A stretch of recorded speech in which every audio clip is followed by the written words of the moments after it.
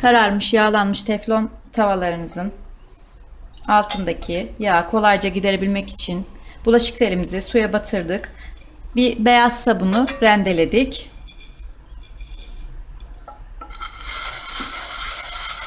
Çok fazla bastırmadan ovalıyoruz şimdi. Arada suya batırabilirsiniz.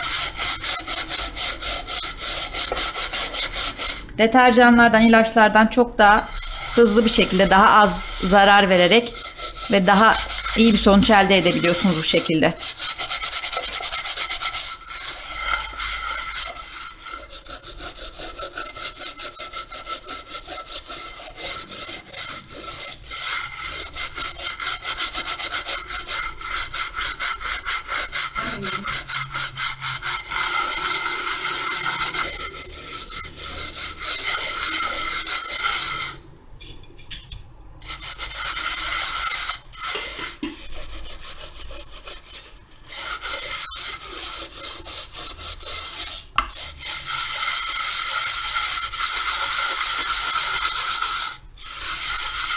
Şimdi yıkayalım, beraber sonucu görelim.